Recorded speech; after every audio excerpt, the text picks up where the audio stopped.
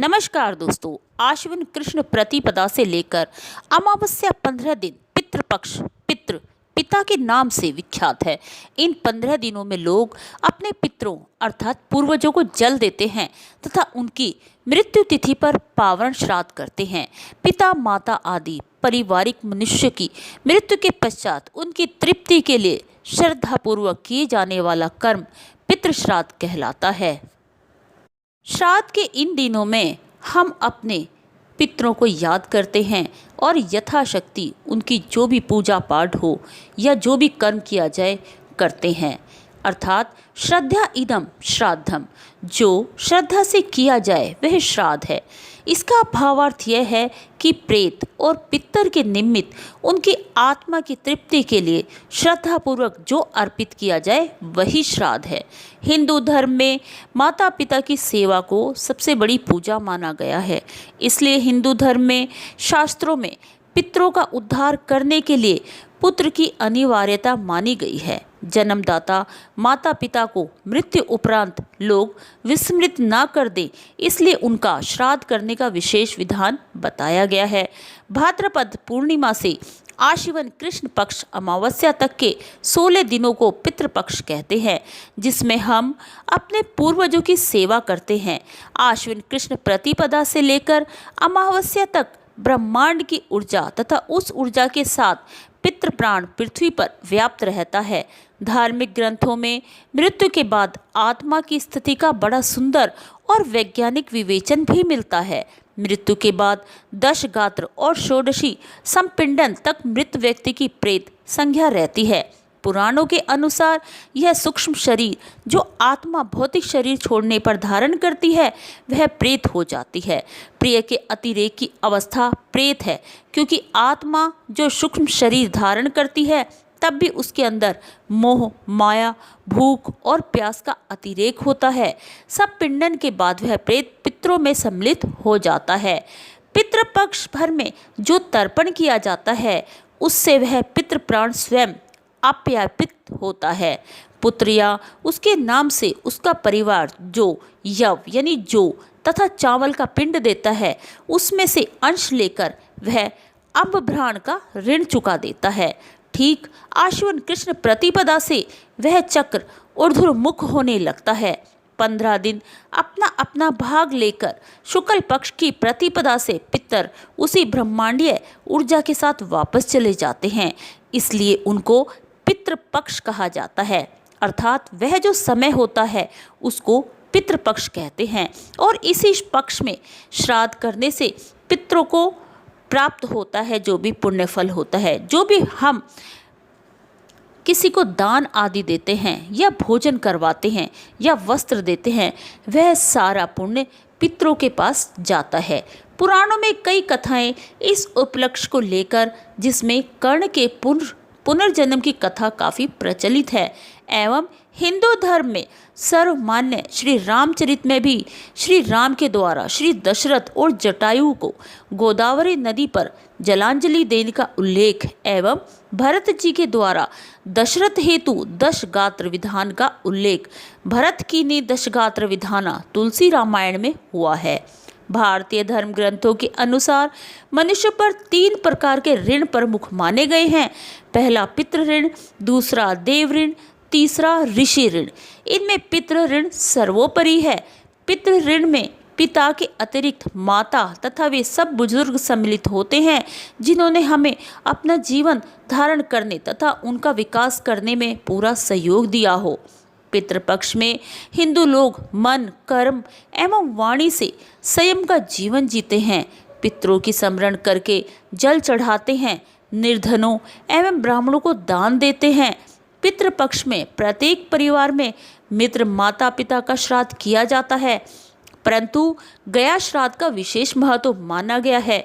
वैसे तो इसका भी शास्त्रीय समय निश्चित है, परंतु गया सर्वकालेषु पिंडम दधात द्विपक्षणम कहकर सदैव पिंडदान करने की अनुमति दे दी गई है। अर्थात जो अपने पितरों को तिल मिश्रित जल की 3-3 अंजलियां प्रदान करते हैं उनके जन्म से तर्पण के दिन तक के पापों का नाश हो जाता है। हमारे हिंदू धर्म दर्शन के अनुसार जिस प्रकार जिनका जन्म हुआ है उनकी मृत्यु भी निश्चित है, उसी प्रकार जिसकी मृत्यु हुई है उसका जन्म भी निश्चित है। ऐसे कुछ विरले ही होते हैं जिन्हें मोक्ष प्राप्ति हो जाती है। पितृपक्ष में 3 पीढ़ियों तक के पिता पक्ष के तथा 3 पीढ़ियों तक के माता पक्ष के पूर्वजों के लिए तर्पण किया जाता है। इन्हीं को पितर कहते हैं। दिव्य पितृ तर्पण, देव तर्पण, ऋषि तर्पण और दिव्य मनुष्य तर्पण के पश्चात ही स्वयं पितृ तर्पण किया जाता है। भाद्रपद पूर्णिमा से आश्विन कृष्ण पक्ष अमावस्या तक के 16 दिनों को पितृपक्ष कहते हैं। जिस तिथि को माता पिता का देहांत होता है उसी तिथि को पितृपक्ष में उनका श्राद्ध किया जाता है। शास्त्रों के अनुसार पितृपक्ष में अपने पितरों के निमित्त जो अपनी शक्ति सामर्थ्य के अनुसार शास्त्र विधि से श्रद्धा पूर्वक श्राद्ध करता है उसके सकल मनोरथ सिद्ध होते हैं और घर परिवार में हमेशा सुख शांति रहती है। उनके घर में कभी भी धन की व अनाज की कमी नहीं होती है। उनका व्यवसाय और आजीविका हमेशा उन्नति होती रहती है। पितृदोष के अनेक कारण होते हैं। सबसे बड़ा कारण कि उस परिवार में विकास नहीं होता, अर्थात अगर उनमें पितृदोष होता है तो उस परिवार में उन लोगों के आगे परिवार बढ़ने में दिक्कतें आती हैं, अर्थात संतान उत्पत्ति में बहुत ज़्यादा दिक्कतें आती हैं। उस घर में हमेशा धन की कमी बनी रहती है। पितृदोष के और भी कारण हो सकते हैं, जैसे आकस्मिक बीमारी, संकट, धन में बरकत न होना और घर में सुख सुविधाओं का अभाव होना। ये सारे पितृदोष कहलाते हैं। यदि परिवार के किसी सदस्य की अकाल मृत्यु हुई हो तो पितृदोष के निवारण के लिए शास्त्र विधि के अनुसार उसकी आत्म शांति के लिए किसी पवित्र स्थान पर श्राद्ध करवाएं। अपने माता पिता तथा अन्य ज्येष्ठ जनों का अपमान न करें। प्रतिवर्ष पितृपक्ष में अपने पूर्वजों का श्राद्ध तर्पण अवश्य करें। यदि इन सभी क्रियाओं को करने के पश्चात पितृदोष से मुक्ति न हो तो ऐसी अवस्था में किसी सुयोग्य कर्मनिष्ठ विद्वान ब्राह्मण से श्रीमद् भागवत पुराण की कथा अवश्य करवानी चाहिए। वैसे श्रीमद् भागवत पुराण की कथा कोई भी श्रद्धालु पुरुष अपने पितरों की आम शांति के लिए करवा सकता है। इससे विशेष पुण्य फल की प्राप्ति होती है। मत्स्य पुराण में 3 प्रकार के श्राद्ध प्रमुख बताए गए हैं। त्रिविधम श्राद्धम मुच्यते के अनुसार मत्स्य पुराण में 3 प्रकार के श्राद्ध बतलाए गए हैं, जिन्हें नित्य, नैमित्तिक एवं काम्य श्राद्ध कहते हैं। यम स्मृति में 5 प्रकार के श्राद्धों का वर्णन भी मिलता है, जिन्हें नित्य, नैमित्तिक, काम्य, वृद्धि और पावन श्राद्ध के नाम से जाना जाता है। जब बात आती है श्राद्ध कर्म की तो बिहार स्थित गया का नाम बड़ी प्रमुखता व आदर से लिया जाता है।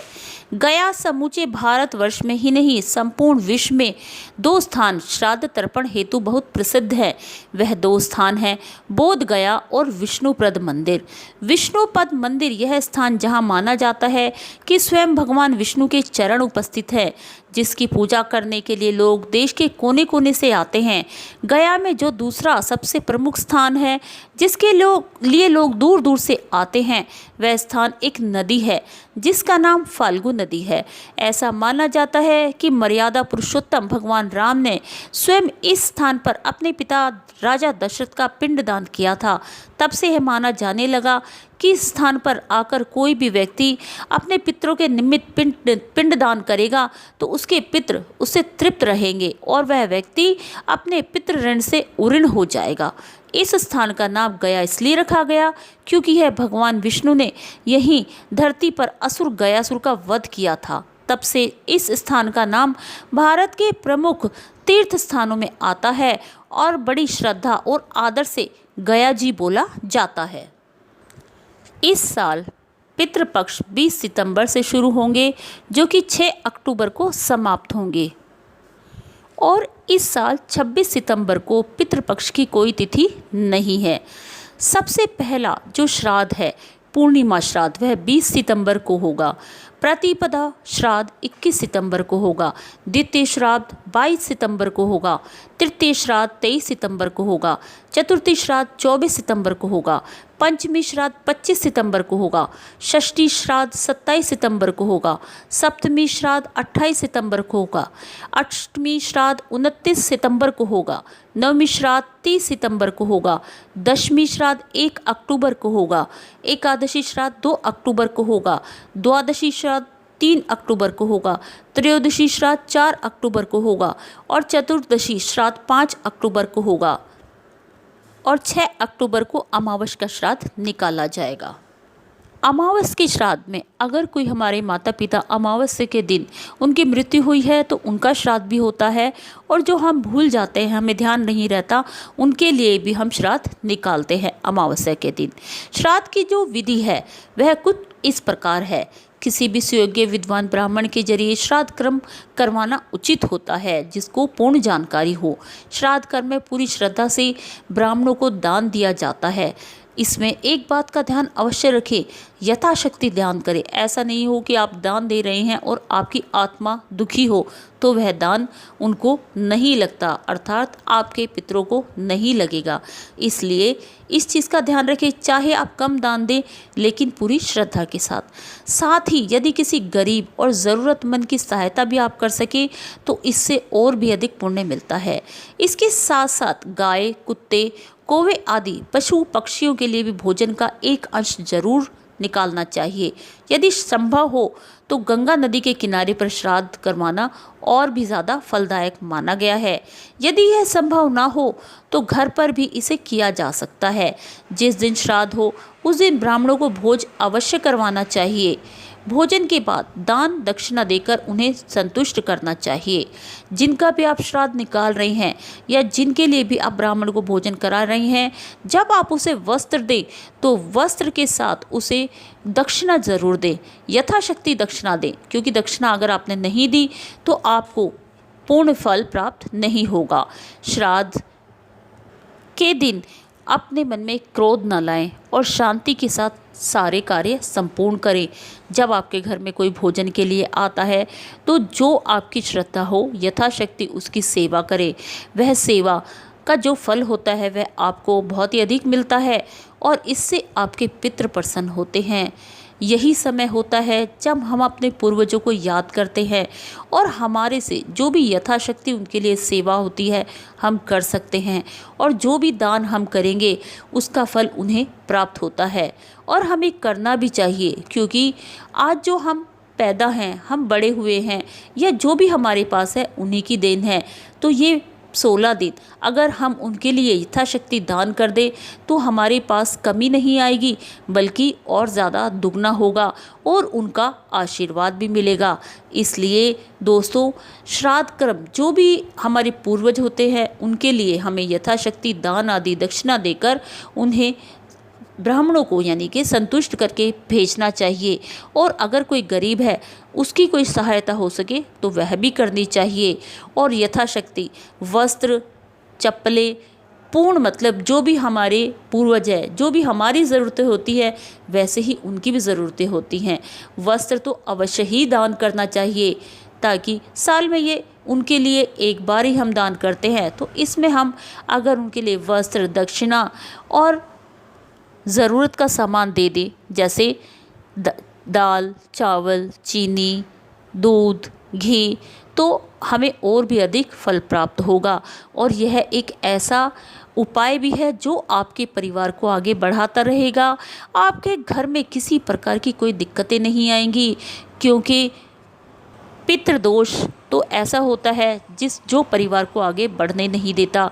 इसलिए इस बार पितृपक्ष में अपने पितरों को मना लीजिए, उन्हें प्रसन्न करने लीजिए, ताकि आपके परिवार में कभी भी कोई दिक्कत ना रहे। नमस्कार।